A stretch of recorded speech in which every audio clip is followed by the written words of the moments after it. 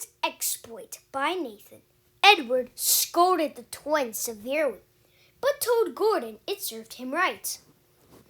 Gordon was furious. A few days later, some enthusiasts came. On their last day, they were going to the China Clay Pits. Edward was chosen to take the train, but he found of a struggle to take the train. Come on! Squeak! Oh my, do you see him straining? Asked Henry.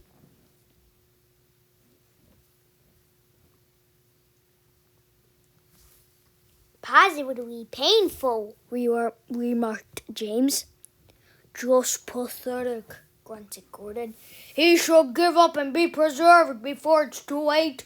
Shut up, burst out Duck. You're all jealous. Edward's better than any of you.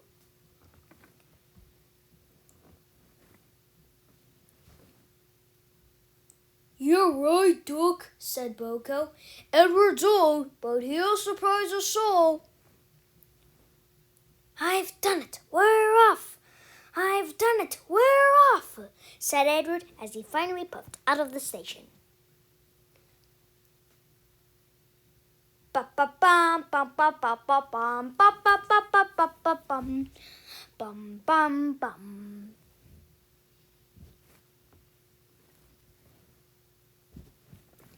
Bill and Ben were delighted to see the visitors. They loved being photographed.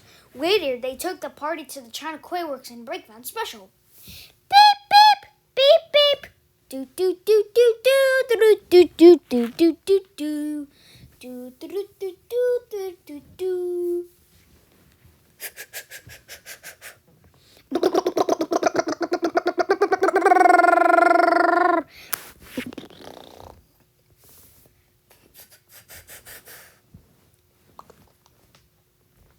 Do do do do do do do do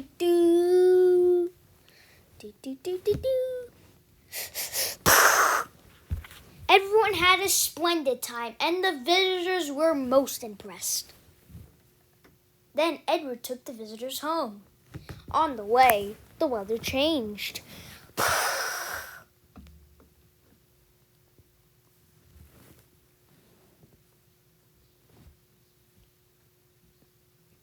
Wind and rain buffeted Edward. His sanding gear failed, and his firemen rode him for dropping sand on the rails by hand.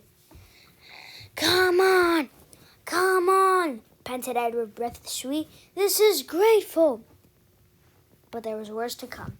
Before the driver could check it, his wheels swept fiercely again and again. With a shrieking crack, ow! Something broke.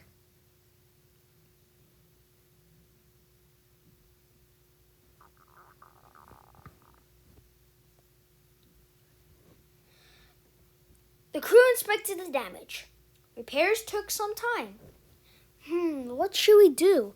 Take its tie rods off. We don't take the ones on the right. Right, said the driver.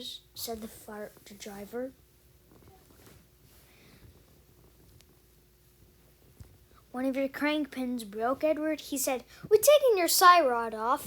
Now you're like an old-fashioned engine. Can you get these people home? They must start back tonight. I'll try, sir, promised Edward. Edward huffed and puffed furiously, but his wheels kept slipping, and he could not start the heavy train. Screech! Screech! Screech! Screech! Screech! The passengers were anxious.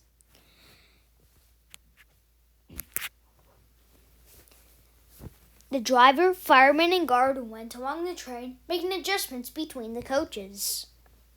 Boom, boom, boom, boom, boom, boom.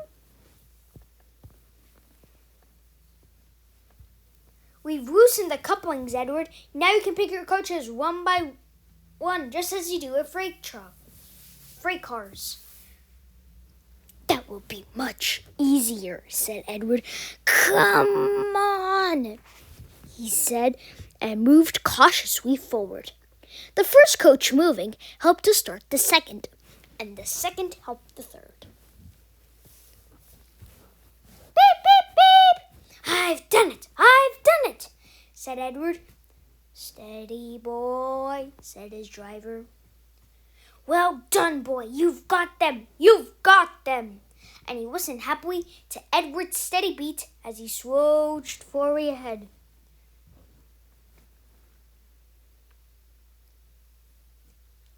At last, battered, beaten, but unbeaten, Edward steamed in. Beep, beep! Henry was waiting for the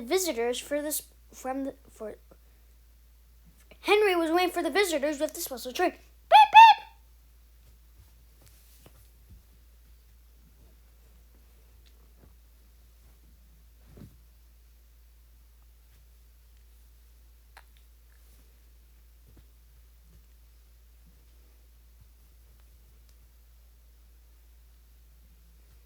The Fat Control pointed angrily to the clock, but exciting passengers cheered and thanked Edward, his driver, and firemen for their help. Beep, beep!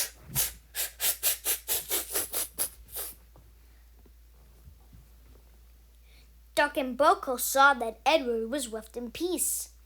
Gordon and James remained respectfully silent.